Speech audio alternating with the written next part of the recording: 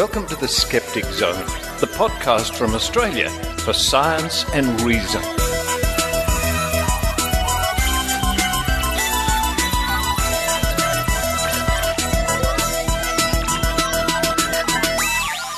Hello and welcome to the Skeptic Zone, episode number 324 for the 4th of January 2015. 2015! Richard Saunders here with you from a very hot, oh goodness, hot and sticky, sweaty, humid, muggy, moist. Where's my thesaurus? That sort of weather. Wow. It is a warm one in Sydney, but our thoughts go to the people in Adelaide, especially in the Adelaide Hills, where there are dreadful fires raging. And sadly we hear of loss of property and lots of animals have been perished, unfortunately. I haven't heard of loss of life, but well, we'll hope for the best. But coming up on this week's episode of the Skeptic Zone to kick off 2015, Maynard. Maynard interviews Peter Hadfield, who is a really good journalist, and what I really love about his work is the videos he puts on YouTube under the handle Potholer54. If you're not subscribed on YouTube to Potholer54, I can really recommend it. Wonderful.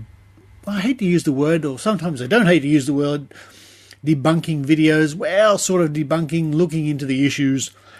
Climate change he looks into, and creationism especially.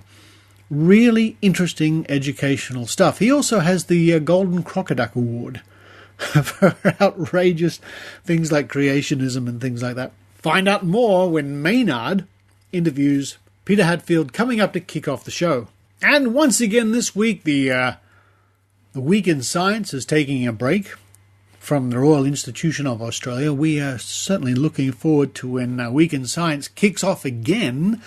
In the meantime, always visit riaus.org.au. They're a wonderful scientific outreach organisation, and they've even got their own channel, which is really interesting. What I mean by that is they call it Australia's Science Channel. Check it out there at riaus.org.au. And as it happens, they're in Adelaide too, but they're right in the centre of the city, so I think they're quite safe from the fires. And then it's Jo Alabaster. Evidence, please, with Jo Alabaster. Jo is going to be telling us about magnets, magnetic therapy, and especially concerning a book she bought. Science book. Yes, science, which advocates magnetic therapy. Yeah. And magnetic people. Magnetic people. You should see the picture Jo has posted with spoons and forks hanging off her body. Oh boy. You can. More about that when Jo Alabaster looks at magnets. Then to round off the show, a special little side report from Maynard, sort of continuing the theme of Maynard talking to the other side. Maynard visits a psychic fest a couple of years back now in Newcastle and speaks to psychic, with air quotation marks, Gary Wiseman. A little bit of an interesting insight. Short report to round off the show. Now, an important item appeared in today's Telegraph newspaper with the heading Ex-Hippies Jab at Woo Mythology by Jane Hansen. I won't read out the article today. You can find it online. I'll put some links. But our good friends at the Northern Rivers Vaccination Supporters Group, Heidi Robertson and Alison Gaylard, have, the story is really about them and how they've sort of set up the Northern Rivers Vaccination Supporters Group and so on and so on. And boy, have they been comping it online from the flying monkeys, the anti-vaxxers.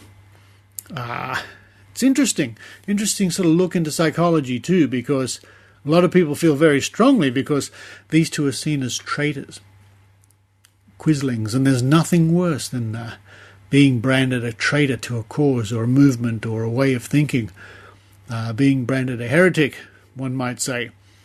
It's psychology, it's human nature, it's really interesting. And of course, yes, the flying monkeys have come out and been very nasty, as they do, This is what these people are like. I think we're going to be hearing more about this on next week's episode of the Skeptic Zone. But just be aware that this is out there. There's a story appeared in the newspaper about the Northern Rivers Vaccination Supporters Group. And as an aside, what I did recently was I made a special copy of the Vaccination Chronicles DVD for the Northern Rivers Vaccination Supporters Group. It's sort of branded with their logo and their URL. And there's even a special introduction from me talking about that area of New South Wales and Northern Rivers. I sent them some copies, so I hope they will come in handy and help get the word around. And if you want a copy of the Vaccination Chronicles DVD, just visit www.skepticzone.tv. Scroll down on the left, you'll see the link. It's $12 anywhere in the world. I will burn you a copy, sign it, post it off. The artwork's on the DVD itself if you want to print artwork. And the idea is that then you are free to make as many copies and give them away as you wish. And all the people you give those copies to are free to make copies and give them away and give them away and make copies. Check it out at skepticzone.tv. Whew, it's still hot. Goodness me. Of course it's hot. I had to turn off the air conditioning to do the introduction. Blah. All right. Well, I run downstairs and, you know what I did. I went to eBay a few months ago. I thought, what can I buy for summer? I found jumbo ice cube makers. Oh, what fun! I gave some to my nephews and nieces for Christmas, and I've got 2 in the fridge. Jumbo ice cubes. Wow, they're great. This is not an ad for jumbo ice cube makers, but if you want to buy one, they're on eBay. Well, I run downstairs and munch jumbo ice cubes. I hope you enjoy the Skeptic Zone.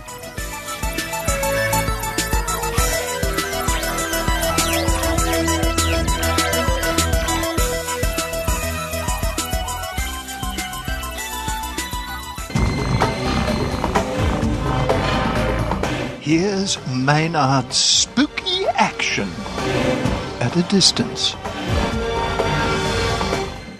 Look, I better be pretty careful editing this because I've got Peter Hadfield here who's just been out there telling people that put people on the bum thing when they do the edit. Peter, what have you been out there telling us about journalists? Mind you, I'm not a journalist. I'm just some dill with a microphone. That's the most dangerous thing, a dude with a microphone. I think basically to make people aware of the fact that television is a very passive medium. So we tend to watch an interview and it kind of flows over us. And at the end of you think you heard someone say something. And what I wanted to show were the editing techniques. And in capable hands, in honest hands, you have to edit. Out of an hour-long interview, you'll normally get maybe 5 minutes worth of good material, as opposed to this interview where you're just getting pure gold the whole time. This is magic. So you have to string these little bits of quotes together, and you can't normally do that on television without making it very obvious, because the videotape just won't allow for those kind of cuts without it showing up on the video. Now, what about the old MTV-inspired white flash? That's always a good editing, yeah? Yeah, well, there are honest ways of doing it, I guess, if you can make a transition from one part of a quote to another. So what they tend to do is they mask that edit by having what's called a cutaway. Now, the cutaway is, usually if it's a sit-down interview, it'll be a clip of the interviewer, which is interspersed to mask the audio edit. And these kinds of cutaways are so common we tend not to notice them. But what they're essentially doing is cutting down or shrinking or encapsulating the quote from the interviewee, which, if it's done honestly, is fine. The problem comes with dishonest and disreputable television programs, and I mentioned in my speech the conspiracy theory show on American television. Well, now, you might be bad-mouthing conspiracy theory, but it has no way got the credit of Ancient Aliens. Ancient Aliens is my show. It's got Von Daniken on it. I would love to see Ancient Aliens, see what they make of, let's say, of an interview with Richard Dawkins. That would be fascinating. They could get him to say just about anything. And you see, that's the thing. You can get someone to say just about anything, thing. And because it's on television, you believe it, because you're seeing the person actually saying it. And what do you reckon is the most outrageous use of that you've seen of someone being misquoted using editing? Well, I mentioned in my speech that I think the most dangerous thing at the moment is the assault on climate science, which is not just an assault on climate science, it's an assault on geology, glaciology, all the other sciences involved in climate change. And this is a concerted media campaign to discredit these things, and unfortunately they do it using these kinds of techniques. The one that I mentioned was where they got Ben Santo, who's quite a well-known figure, to make it look as though he was admitting to have deleted crucial information from an IPCC report, which he's denied doing, and yet on the conspiracy show they cut it and edit it in such a way that he seems to be admitting it. That is a very dangerous thing. Of course, you've gone head-to-head with Lord Monkton a bit there, and him and I do share the whole bug-eyed thing going on there, but he's taken it to an extreme, obviously. There's something going on in the House of Lords water, I think. And how have you gone with him? Have you met him personally? Have you guys come to blows yet? No, unfortunately not. He actually wrote something on What's Up With That, which is a very famous, I think the most famous climate denial. Actually, I don't like using the word denial. It's not a good... For me, it's not a good word to use. It sort of paints it as like you're comparing it to the Holocaust, aren't you? Exactly. Yeah. And look, what I say is you can't deny something in science. Okay, let me put this another way. Nothing in science is 100%.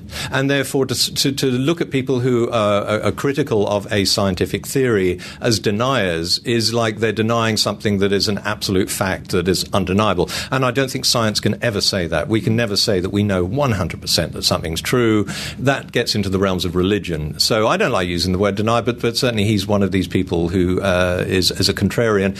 And this What's Up With That website is probably the number one contrarian website. Now, Lord Monkton went on there and basically complained about my Monkton Bunkum series, which I made, which is basically pulling apart everything that he had said. Unfortunately, he made the mistake of not actually watching the videos, so he was attacking a straw man. But that was fantastic, because that gave me the opportunity to write to What's Up With That and say, well, you've had Lord Monkton on, do I have the right of reply? And very begrudgingly, they allowed the right of reply. So I then tore into Lord Monkton and completely discredited everything he was saying. And Lord Monkton very stupidly said, right, I will respond to this. Fantastic. And then What's Up With That started calling it a debate. So that, right, we have a debate. And then he never responded. I think he read it, he saw the videos, and he was so worried that he just decided not to respond. And we've been trying to get him to respond ever since. And what is your best point against what Monkton's saying? Oh, the most obvious ones, I suppose, would be the misquotes.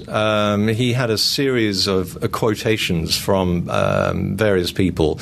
And it's so easy. I mean, with facts, it's, scientific facts is more difficult. You have to go to sources and you have to find it. But with a quote, either you're quoting something correctly or you're not. And if you go to the source of the quote and the way that Lord Monkton portrays the quote, and if they're completely different, then clearly he's manipulated and he's distorted. The other thing was there was a paper that he mentioned on Greenland, Johannesson, who's a very famous glaciologist, who had done something on the melting of the Greenland ice caps.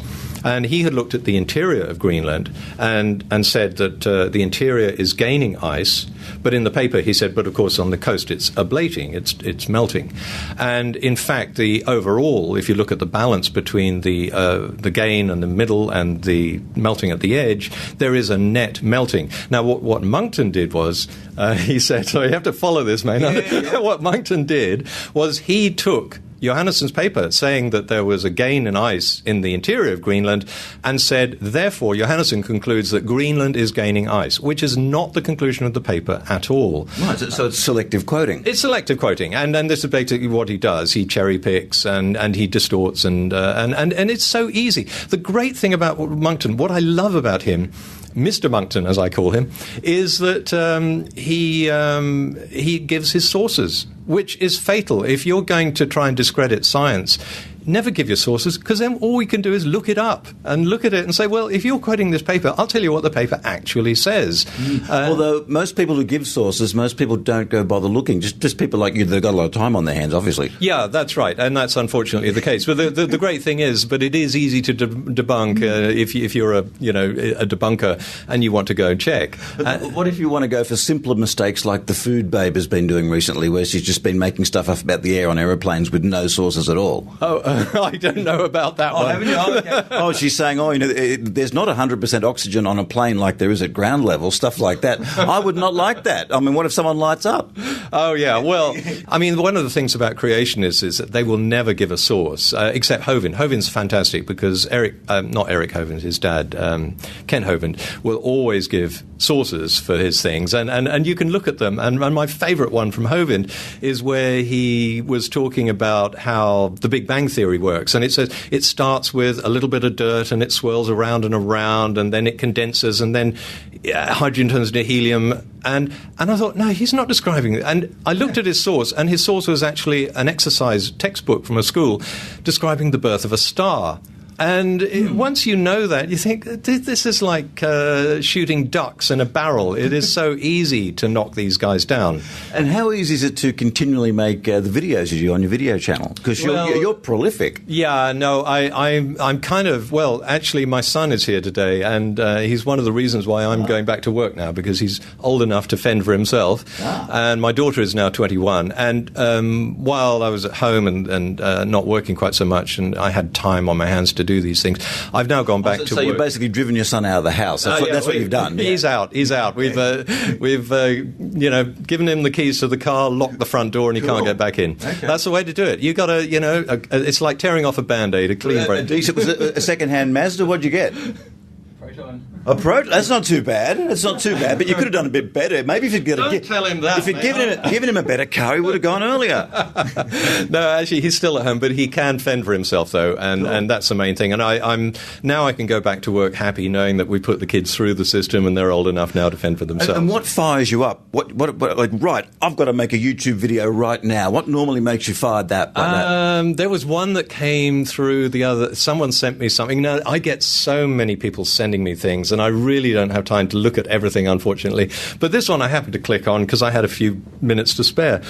And it was someone called the Two Preachers who was saying that there's a sign of the end times because they've noticed that just down the road from them there was a sinkhole. And they've noticed on YouTube a lot more sinkholes are showing up. And this is clearly, you never heard about these things happening a few years ago. Clearly this is Maynard's making a face, which is kind of like the face I made when like, what? There's been many famous sinkholes in US harbours that they've had to shove mattresses into over the years. Absolutely. And in fact, I went back and dug out from the scientific literature going back to 1868 the references to sinkholes, and they're not an unknown phenomenon. So the fact that these guys have only just woken up to it and they've just heard about it, and they admit, well, we've only just heard about these things, must be a sign of the end times. I thought, this is great. It's something that makes people really stupid, look stupid, I think is just great. I mean, if I can put an element of humour, I love to put humour into the videos that I do. Well, I mean, obviously they're completely wrong. I mean, the work of Taylor Swift is a sign of the end times. Yes, that's right. Clear. Well, she's a goddess. I mean, she's the new Mozart. But getting back to your question, so that's right. I've kind of like cut down on the videos I did, and I haven't made one now for 6 months. The last one that I did is the first one I've done in quite a while. It was called How to Argue with Arseholes. And now, what's the name of your channel? How do we find it? Okay, it's called Potholer54. Just put Potholer54 into the search engine in YouTube and you should find me. And we should always have our critical thinking hats on whenever we're watching, reading or listening to any media, shouldn't we? Oh, absolutely, yeah. And especially if someone is saying something that is completely out of character, because the examples I gave in my speech today were scientists who were saying something that was completely different to what they have said before and since. And when you hear that, you think, well, hang on a minute, how did they get these guys to say that? And now you can look at the television technique, the cutaway technique that's used in order to make them say that. And I hope that'll make people a little bit more aware of how that's done. What do you think of the house style that I've seen a few times? I mentioned the white flash that MTV first kind of started with. You've actually now seeing jump cuts on Discovery Channel and things like that. They're actually showing jump cuts. How do you feel about them being as honest as that? It's more honest, I guess, than the cutaway. But the Hancock film that I referenced, so if people weren't watching my speech, this was the Quest for a Lost Civilization by Graham Hancock. It's about 20 years old, but it is on YouTube. And the one that I was looking at was the Yonaguni Monument in Japan. And throughout the dive, where these scientists are diving into the water, they are jumping from one quote to another quote, a frame here, a frame there, and they're getting little bits which they put together. But I think the thing is that even though there's no cutaway, they're making a coherent quote, or apparently a coherent quote. It can still be deceptive. There was actually a bit where Robert Schoch was coming out of the water, and he said he was gushing about this. Well, this looks incredible. And I said to him, now, just at that point, they seem to have cut the film. You went on to say something.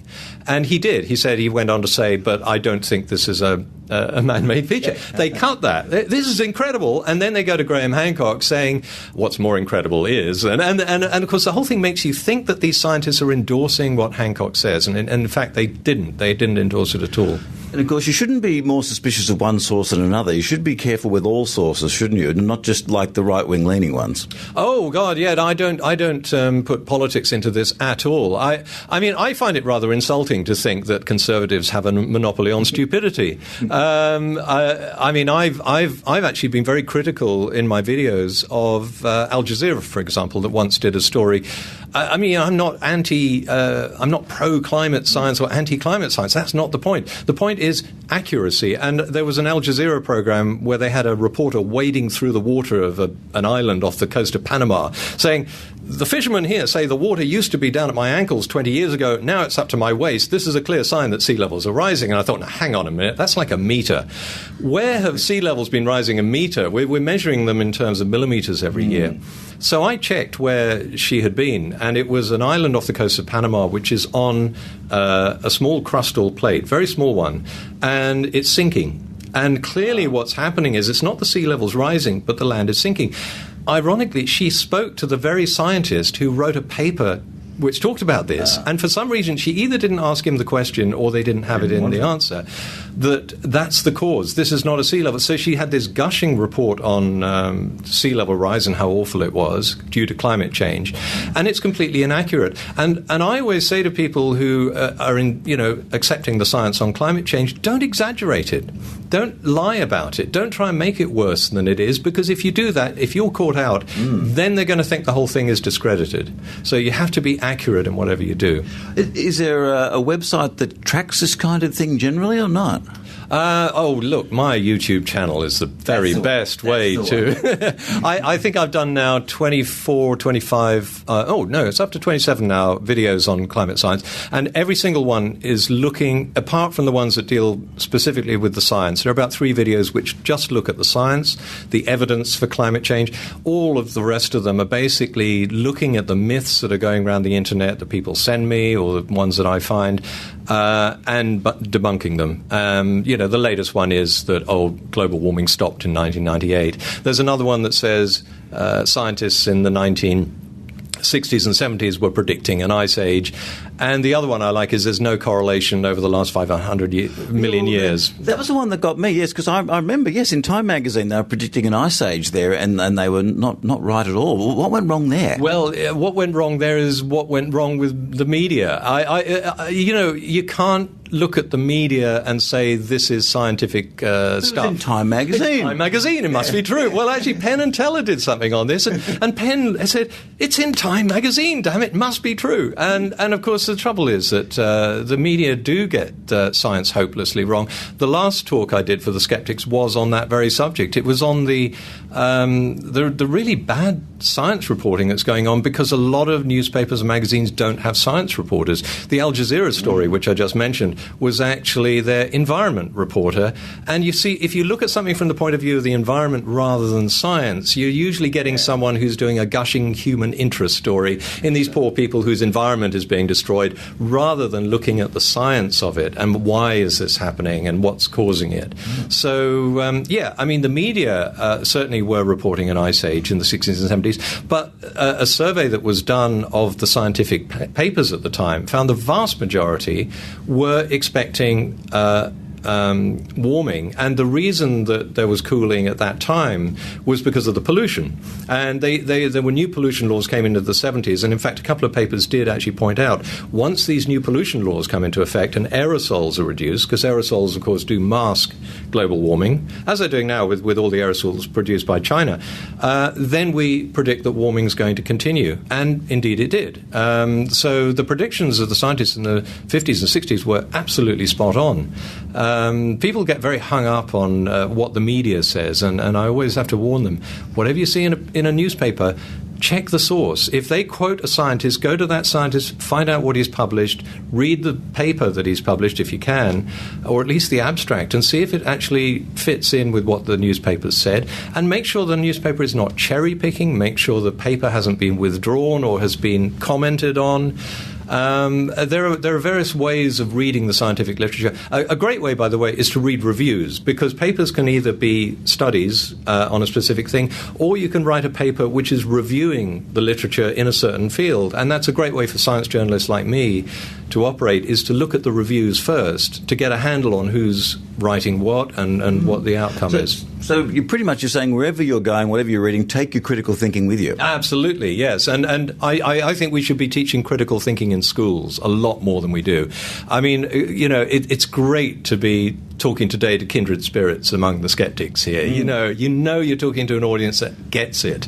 And that was why, I really enjoy speaking here. But of course, the vast majority of people are not into that kind of thing, and they are happy to let the television wash over them and just accept whatever they think it's saying. It's very a passive way of thinking, and I think we need to create active ways of thinking. And you can do that to yourself by going to Pothole 54, seeing what you've done there, exposing these techniques. And that's all right. People always ask me, why is it Potholer? Well, Potholer used to be my nickname. When I worked in an office in London, the only time I've ever worked in an office. What you were downstairs in a booth? No, I like the IT crowd. Yeah. No, I majored in geology, so everybody, when they heard I did geology, they thought this had something to do about crawling underground in rocks, so I got the nickname Potholer. Okay, well, since Mr. Geologist, what's your favourite rock then? Favourite rock? Dunite. Yeah, well, I love. Why is that? What's special about that? It's a beautiful colour. It's just lovely stuff, and it's formed deep under the earth, and it comes up this lovely sort of greenish colour.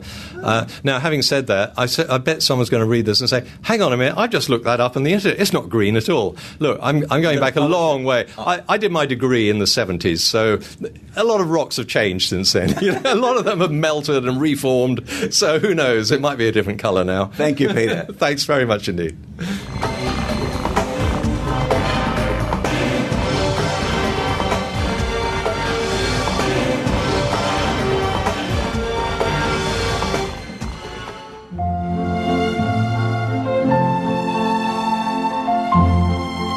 Ein großes Hallo an alle deutschen Zuhörer des Skeptic Zone Podcasts.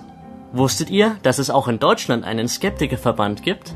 Für weitere Informationen über uns und das Skeptiker Magazin besucht www.gwup.org.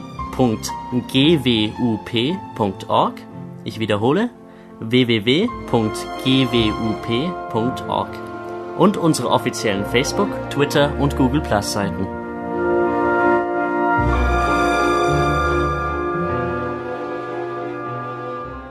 The Skeptic Zone is brought to you by Dr. Bob's Trivia Quiz. Visit drbobsquiz.wordpress.com and see if you can match wits with Dr. Bob.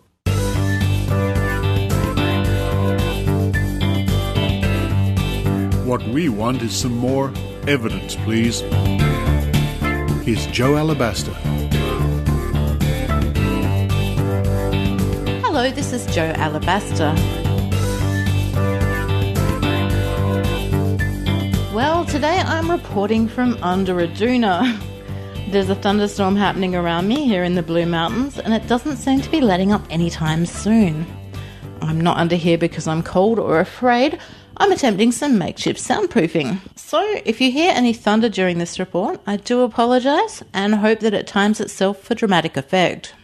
Much to the delight of his unashamedly geeky parents, my son Oscar is rather enthusiastic about science.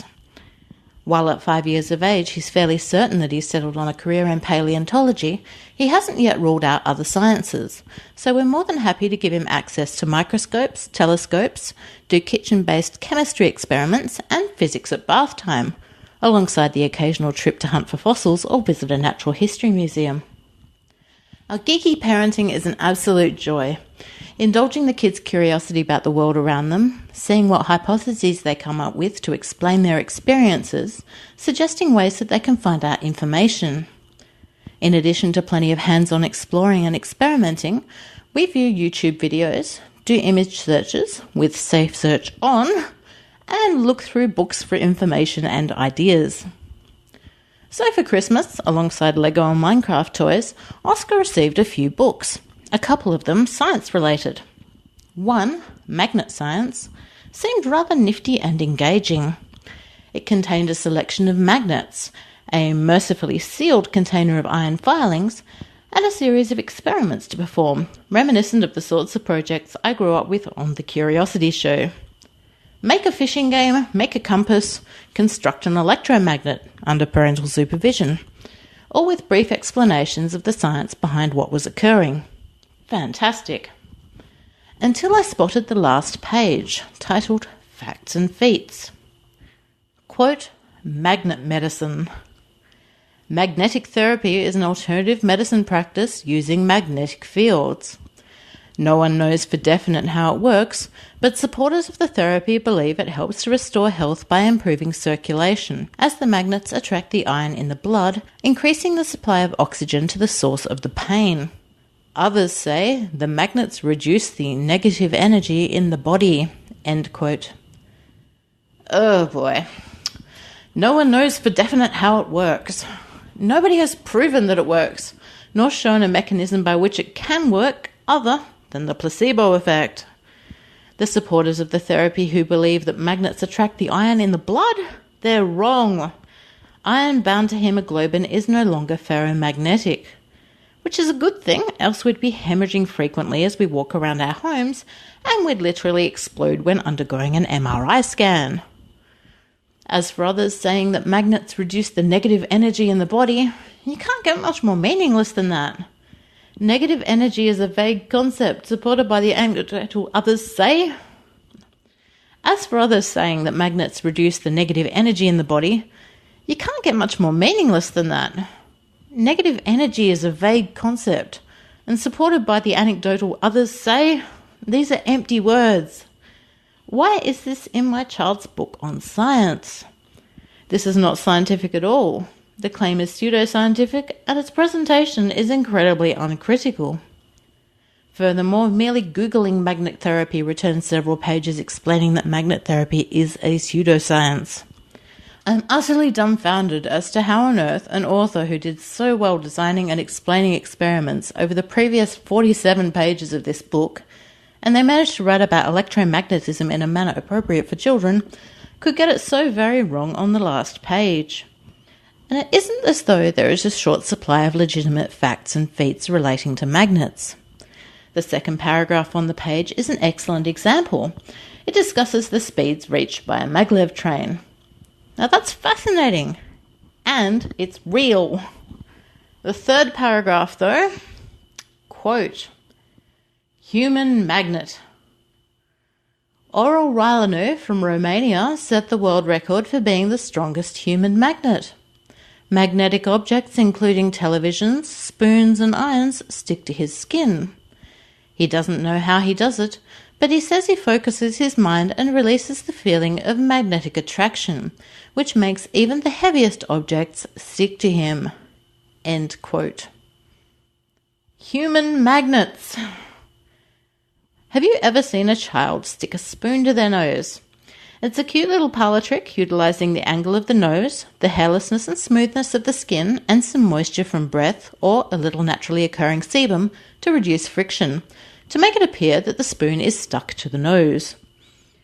People practising human magnetism, oftentimes claimed to be a mystical or mysterious power, are very likely using the same tricks as the child with a spoon on their nose to balance objects on their faces and bodies. Objects, always with a smooth surface, are often placed against the upper chest, upper arms, upper back, at the top of a slightly protruding belly, or on the face, all body surfaces which are not quite perpendicular to the ground. Human magnets tend to have hairless, smooth skin, which, combined with everyday skin secretions, create a surface which is non-slippery. Skin elasticity also plays a part. Our skin tends to conform somewhat to surfaces against which it is pressed, particularly when force is applied. Now, out of vanity, I'm hesitant to describe the ideal skin for human magnetism tricks as being oily, but I do seem to be able to attach more pieces of cutlery to myself when I haven't showered for a few hours. And if you want to see a photo of my efforts, there's one on my blog at evidenceplease.net. There are some simple tests to check whether magnetism, rather than balance, smoothness and skin secretions, is causing objects to apparently stick to somebody who claims to be a human magnet. Suggested by our friend James Randi, a sprinkling of talcum powder over the skin. This reduces the friction and stickiness of the skin, generally causing items to slip. Benjamin Radford suggests a light coat of oil.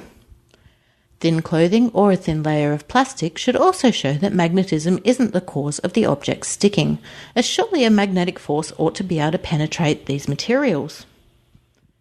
No human magnet has ever been tested and shown to emit a magnetic field, which has produced significant readings from a Gauss meter. Nor has the more simple test, involving holding a compass near a human magnet, shown evidence of a magnetic field.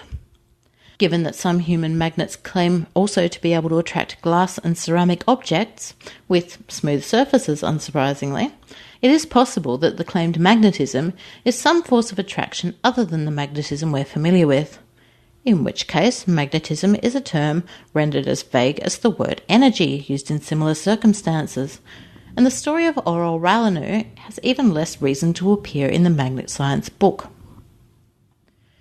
And yet, despite how simple it is to debunk their claims, human magnets still make the news every few years. A boy covered in spoons, a woman with coins stuck to her face, and Aurel Ralanu, purported world record holder with his irons and his television. I can only guess that the media who report on human magnets feel that a fantastic sounding story is more interesting than the simple trick that's being performed. And they may well be right. I'm quite a fan of parlour tricks, stage magic and illusions. They're a fun way to encourage critical thought. I love the combination of awe, delight, laughs and wonder that they can evoke. If I don't know how a trick is performed, I have a rather enjoyable puzzle to try and work out. And when I do, I can enjoy the skill of the performer, being it their sleight of hand, their take on presentation, or whatever twist they've put on an old trick to make it their own. What I don't enjoy, however, is when a trick is presented as the truth. I like my liars to be honest. It's especially galling when the trick is presented as truth in a kid's book purporting to be educational and scientific, something which ought to be a trusted source. As for telling kids that magnetic therapy is anything but pseudoscience, I can only hope that people who buy sciencey books for children also have an inclination to introduce them to and encourage critical thought and skepticism. If you're interested in my writing, it can be found on my blog at evidenceplease.net. And I've just made a Facebook page for my blog and this segment. Would you like to test your psychic powers and guess what it's called? That's correct, it is the Wangaratta Turnip Society. No, just do a Facebook search for Evidence Please and you'll find it. Thank you.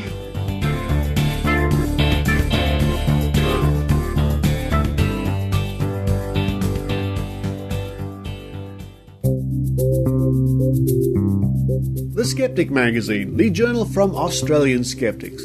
Subscribe online to the world's second oldest skeptical magazine. Visit www.skeptics.com.au and click the Publications link. You can also find there over 30 years of back issues free to download. The Skeptic, the magazine from Australian Skeptics.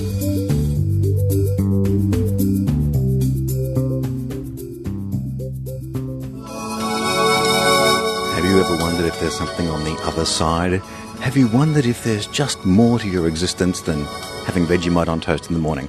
Well, we're certainly at the right place here, the Newcastle Psychic Expo. We're going to talk to the convener of the expo, Gary Wiseman, and perhaps I'm going to learn more about life, love, and really nice-smelling incense. Oh, and some calming music too. I feel better already. Gary, you have a circuit of psychic expos around New South Wales, don't you? That's right. We go throughout, Queensland, Victoria and Tasmania as well, and even New Zealand.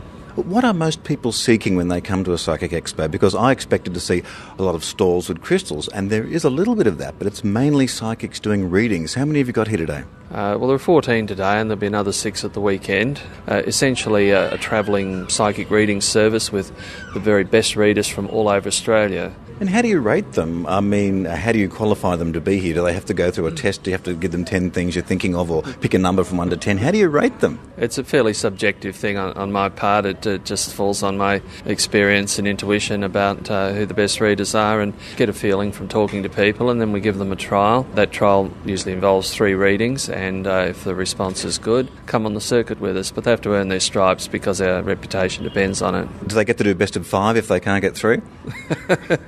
Is there a lawyers or a doctors? Is there a psychic association, like a bar of psychics you can get booted out with if you're not a good one, or is there a guild? Psychics tend to be rugged individuals who do their own thing. They often don't know much about what other people are doing.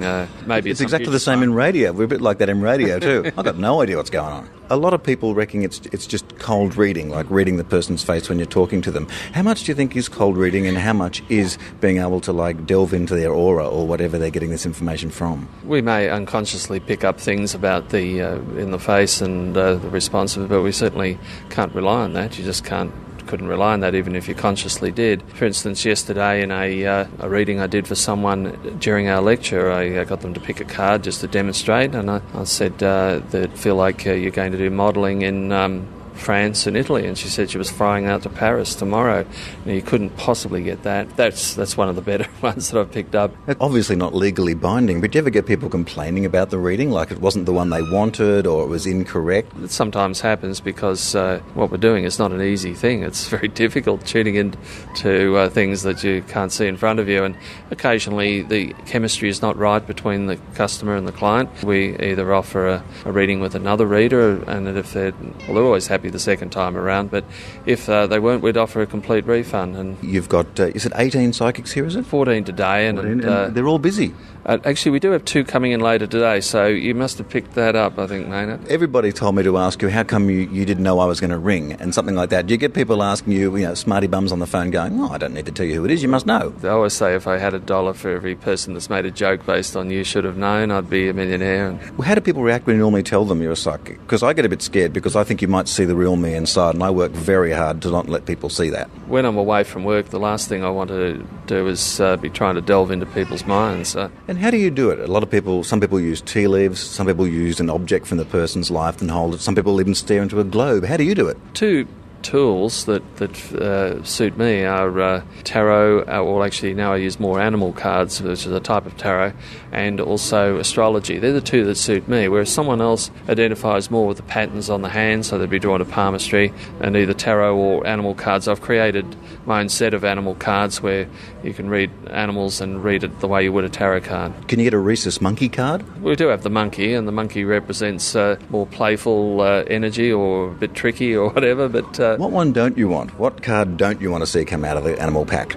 The thing with the animal cards is that all of them are pretty equal, but you might, since we don't like reptiles usually. The snake probably is something you don't particularly want to see, but it's got its good and bad side just like any other card. The one that always worries everybody in tarot must be the death card. No one wants to see the death card, particularly the death card and the emperor card together, upside down. Not a good one. Thing is that to the layman, that would seem very scary. Well, it does, and that's one reason I've moved away from tarot to animal cards, because animals are less threatening. Could you try maybe top-shelf alcohol cards? Like you could have a Stolly vodka, a Bailey's, a coffee liqueur. That would make people feel even more at ease. I think if you're an alcoholic, that would be a wonderful tool for you to use. You'd really identify with it.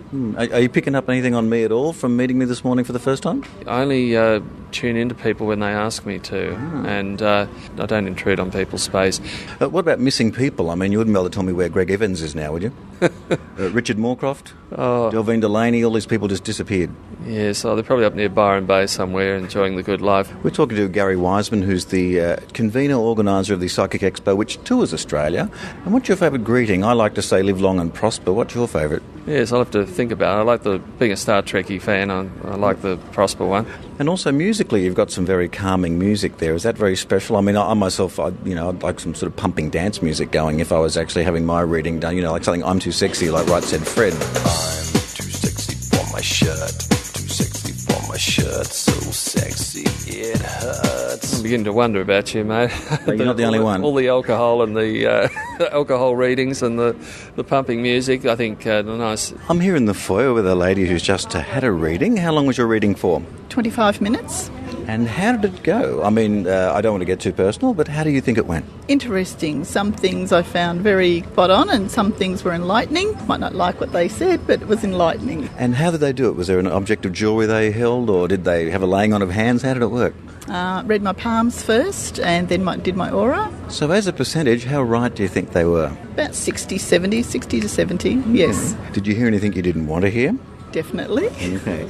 So is that going to be something where you might have to change your life, or you're going to go, nah, that's just wrong? Probably change my attitude and accept more than anything. Yeah. And why did you come here in the first place? To get some answers to some things. What sort of mood will you take away from here, leaving here? Do you feel enlightened, empowered, or do you go, Bit of both. Thank you very much for your time. Live long and prosper. Thank you. Bye. Hey, Kenny. Oh, hi, Tom. Nice day at this park, yeah? Yes, great weather. Oh, look, a unicorn. Unicorn? There are no such things as unicorns, silly. Yes, there is. No, there isn't. Hey, guys, what are you arguing about? Tom thinks unicorns are real. They so are. Let's look this up in the Skeptic's dictionary. The what? How can we do this in this park? There is no computer here. You guys probably don't know about the Skeptic's dictionary app. Available now for iPhone, iPad, and iPod Touch in the App Store. Wow, cool. The app lets you access all of the great Skeptic's Dictionary articles when you're on the go. Here, let me look up unicorns. Oh, cool. Kenny, prepare to be proven wrong. It says here, the unicorn is a creature from fables. Aha! Actually, I see now that someone just dumped their ice cream cone on that horse's head. Thanks, Skeptic's Dictionary iPhone app.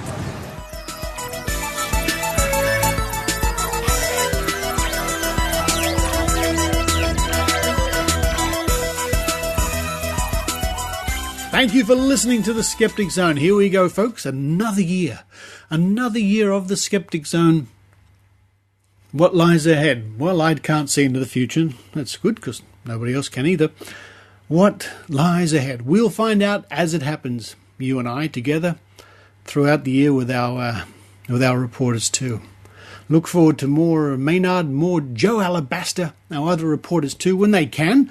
They get very busy, and I understand that. But rest assured, we're in for an interesting year, as we are every year, I think. Still hot. I think Fred the cat is actually lying somewhere. He's probably in the bathtub, because that's a cool place for him to lie. It is really a hot, sticky day in Sydney. In about 3 weeks or so, I'll be heading to California for a little break to see friends and family. The show will keep going. I wonder who I can interview in California. I might catch up with Jeannie Scott. She's retired now, but heavens above, she's a wonderful lady and worth chatting to. I'll see what I can do about that. But for this week, hoping for a cool change. I hope there's a cool change on the way. This is Richard Saunders, signing off from Sydney, Australia. You've been listening to The Skeptic Zone. Visit our website at www.skepticzone.tv for comments, contacts, and extra video reports.